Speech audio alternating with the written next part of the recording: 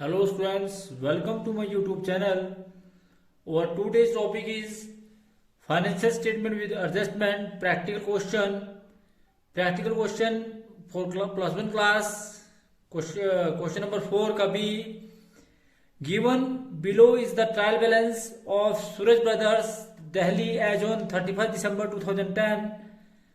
आपके पास debit balance दिया है, लैंड दिया आपके पास। लैंड आप सभी जानते हैं असेट साइड, परचेज ट्रेडिंग के डेबिट में, सैलरी प्रॉफिट लॉस अकाउंट के डेबिट में, रेंट प्रॉफिट लॉस अकाउंट के डेबिट में, पोस्टेज प्रॉफिट लॉस अकाउंट के डेबिट में, स्टेशनरी प्रॉफिट लॉस अकाउंट के डेबिट में, वेजेस ट्रेडिंग के डेबिट में, फ्रेट एंड कैरीज ट्रेडिंग के डेबिट में, miscellaneous expenditure profit loss account के डेबिट में, carries on sale profit loss account के डेबिट में, रिपेयर प्रॉफिट लॉस अकाउंट के डेबिट में, bad debts profit loss account के डेबिट में, ओपनिंग स्टॉक ट्रेडिंग के डेबिट में, building asset side, furniture asset side, debtors asset side, cash in hand asset side, return inward sale में से less, sale trading की credit में, return outward purchase में से less, interest profit loss account के credit में, creditors liability side, loan liability side and capital जो है that is also shown on the liability side. In addition, the following information are given. A provision at 5% for doubtful debt has been made. The value of stock provision जो है doubtful debts पर जो बनेंगे उसके आप सभी जानते हैं कि सन्डी डेटर में से लेस किए जाएंगे. उसके बाद value of stock was estimated at ₹2,980. इसकी डबल एंट्री की जाएगी, एक बार ट्रेडिंग की क्रेडिट में और दूसरी बार asset side. Depreciation building was charge at 10% per annum. Salary for the month of December amounted ₹200 still is to be paid. Miscellaneous expenditure including insurance premium of 120. The yearly premium falls due on 31st March. From the above information prepare trading and profit and loss account and balance sheet of Suraj Brothers. तो आपके पास जो है वो question number 4B की जो है वो trial balance the है और ट्रायल बैलेंस के आधार पर आप इसका trading and profit loss account बनाएंगे और बैलेंस शीट बनाएंगे. तो किस प्रकार से जो इसका trading and profit loss account और बैलेंस शीट बनाई जाएगी, क्वेश्चन नंबर 4 का बी आप करेंगे तो जिससे आपको अधिक क्लियर हो जाएगा. तो क्वेश्चन नंबर 4 का बी, तो किस प्रकार से क्वेश्चन नंबर 4 का बी हम करेंगे, तो आपके सामने क्वेश्चन, तो क्वेश्चन नंबर 4 का बी किस प्रकार से आप करेंगे. तो क्वेश्चन नंबर 4 के बी में हम सबसे पहले trading and profit loss account बनाएंगे. Trading and profit loss account of Messrs Suraj brothers Delhi for the year ended 31st December 2010. Left hand side is called debit side and right hand side is called credit side. तो सबसे पहले आप सभी जानते हैं कि हमारे पास पहला कॉलम दिया है पर्टिकुलर्स का, फिर अमाउंट इन रुपीज, फिर पर्टिकुलर, फिर amount in rupees, line of demarcation. इसी प्रकार से balance sheet of messrs Suraj brothers Delhi as on 31st December 2010. आपके पास लाइबिलिटी साइड दी है अमाउंट इन रुपीज और एसेट और अमाउंट इन रुपीज, फिर आप अगेन लाइन ऑफ डिमार्केशन लगाएंगे. तो उसके बाद आप सभी जानते हैं कि हमारे पास सबसे पहले दिया लैंड. तो आप सभी जानते हैं लैंड जो है वो असेट साइड आएगा. तो सबसे पहले आप लिखेंगे लैंड. तो लैंड आपका असेट साइड और इसका वैल्यू दी है आपके पास 15,300. तो सबसे पहले आपने लैंड लिखी 15,300. उसके बाद आपके पास दिया परचेज. आप सभी जानते हैं परचेज से पहले आपके पास आएगा ओपनिंग स्टॉक. तो सबसे पहले आप ओपनिंग स्टॉक लिखेंगे, टू ओपनिंग स्टॉक, जो ओपनिंग स्टॉक की वैल्यू दी होगी. उसके बाद आप लिखेंगे टू परचेज.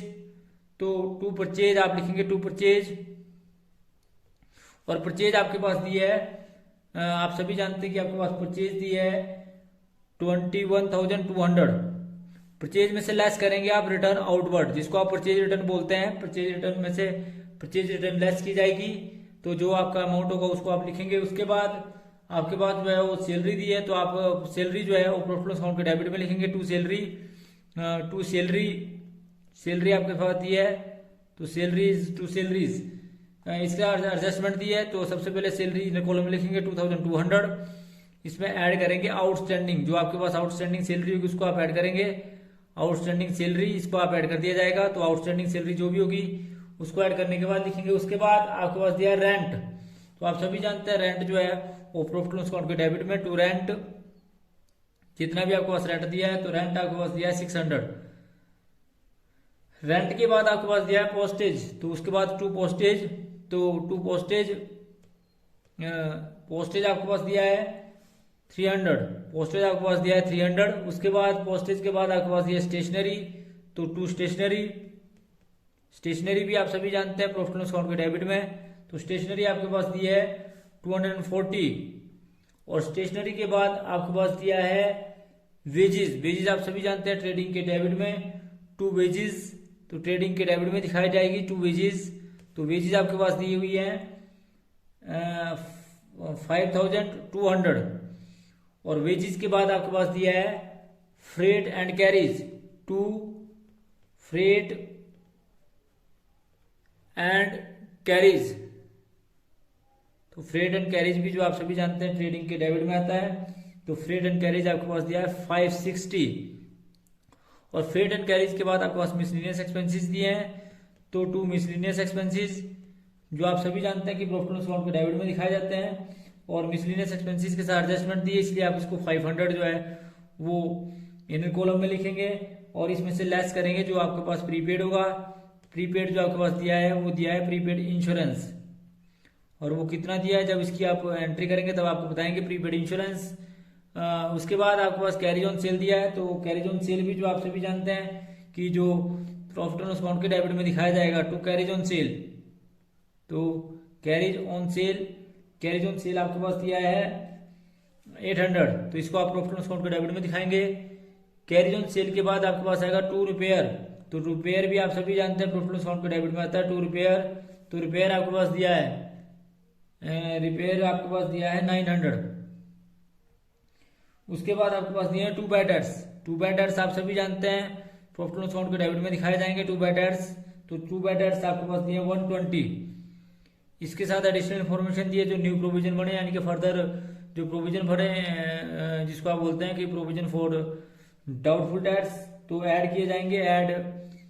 इसमें ऐड किए जाएंगे, आप सभी जानते हैं कि प्रोविजन फॉर डाउटफुल डेट, जो भी आपके प्रोविजन होंगे जो फॉर बैड डेट्स होंगे ऑन फॉर बैड डेट्स, तो ये भी आप इसमें फिर ऐड किए जाएंगे जो आपके न्यू प्रोविजन होंगे।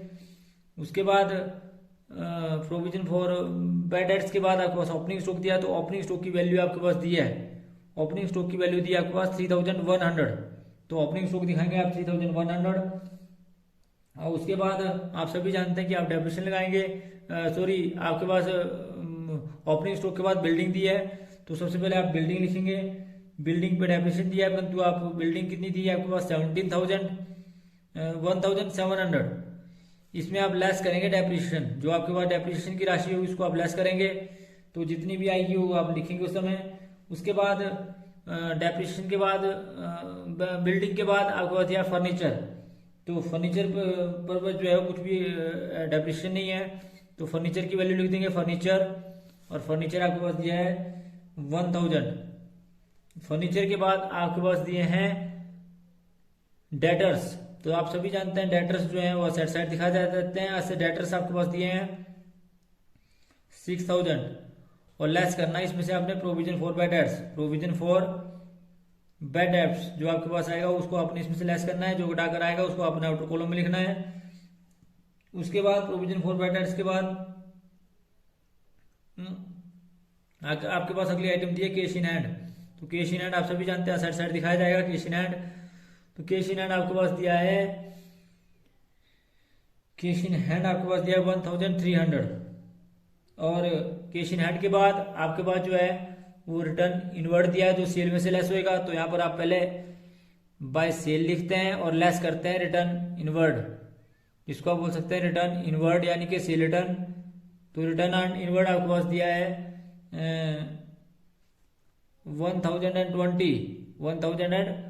1020। उसके बाद आपके पास सेल दी है, सेल आपके पास दी है 41,460, तो उसके बाद जब इसको घटाने के बाद जो आपके पास आएगा वो आएगा 40,440। उसके बाद आपके पास जो है रिटर्न आउटवर्ड दिया है, रिटर्न आउटवर्ड जो आपके पास दिया है वो दिया है 420, तो 420 जो आपके पास रिटर्न आउटवर्ड दिया है, और इसको घटाने के बाद जो आपके पास आएगा वो आएगा 20,780 रुपए, यानी कि परचेज में से परचेज रिटर्न घटाएंगे आप। उसके बाद आपके पास इंटरेस्ट दिया है, तो इंटरेस्ट आप सभी जानते हैं आप प्रॉफिट एंड लॉस अकाउंट के ग्रेड में दिखाते हैं बाय इंटरेस्ट, तो आपने बाय इंटरेस्ट लिख दिया जी, तो जो आपके पास दिया है इंटरेस्ट वो दिया है 240।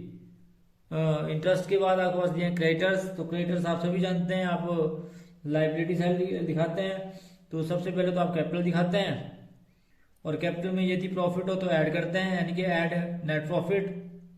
अगर लॉस हो तो उसको लेस करते हैं।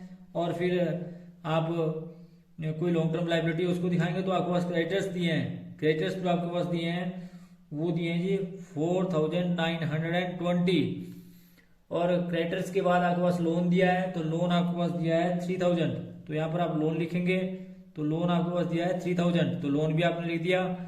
उसके बाद आपके पास जो है वो कैपिटल दिया है 12000, तो कैपिटल आप लिख देंगे 12000।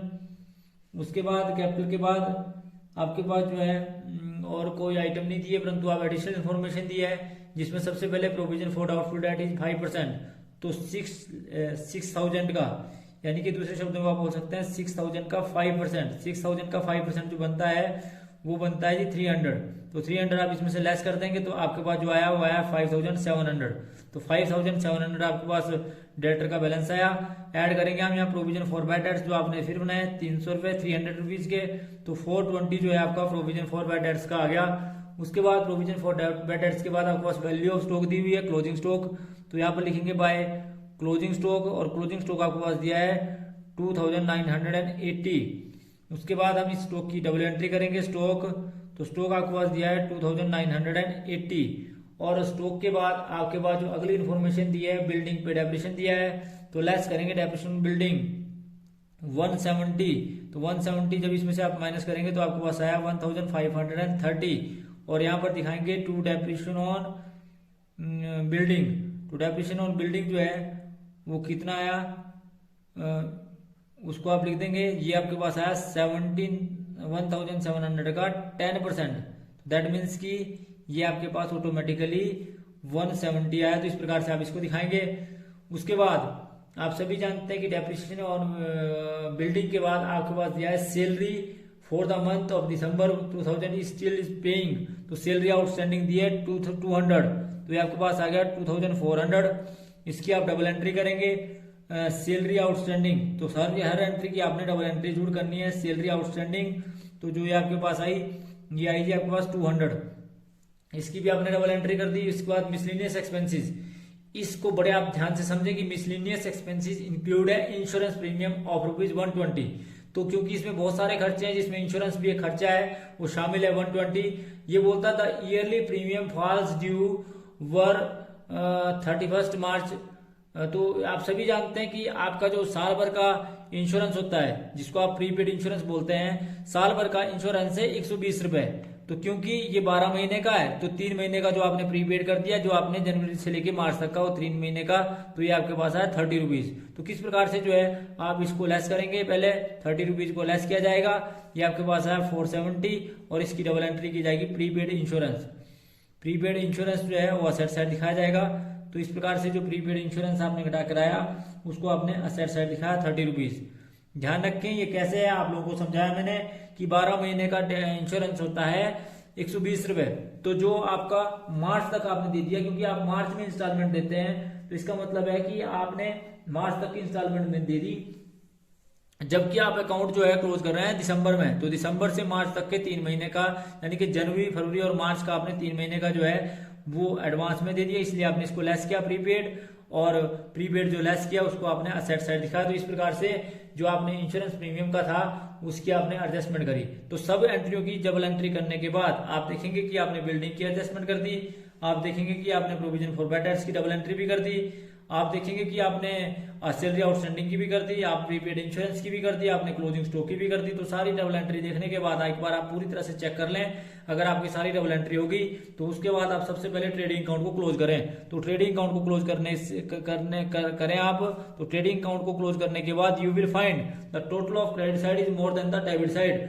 क्योंकि आपने सारी एंट्री कर दी। तो क्रेडिट साइड का टोटल जो आपके पास आया वो है 43,420, और ये भी आपके पास आया 43,420। 43,420 में से आपने इन सारे खर्चों को घटाया तो आपके पास आया टू ग्रोस प्रॉफिट।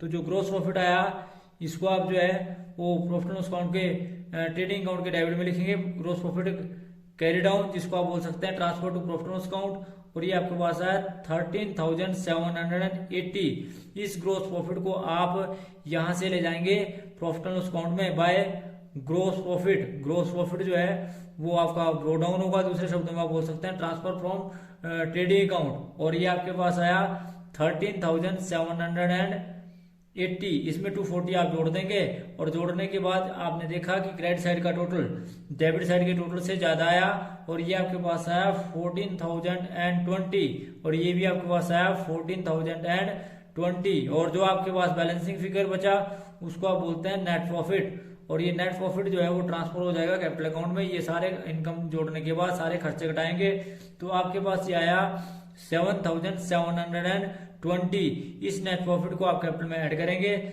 7,720।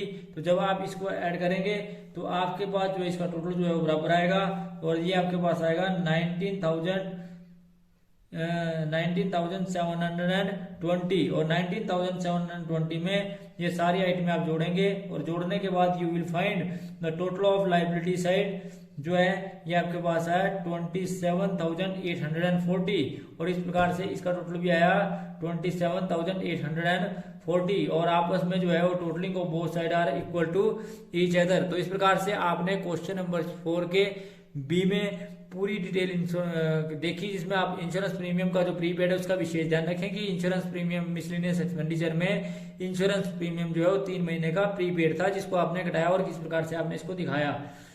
तो ये था जी आपका क्वेश्चन नंबर 4 का बी। तो thanks for watching the video, please like, comment and subscribe my channel. Thank you.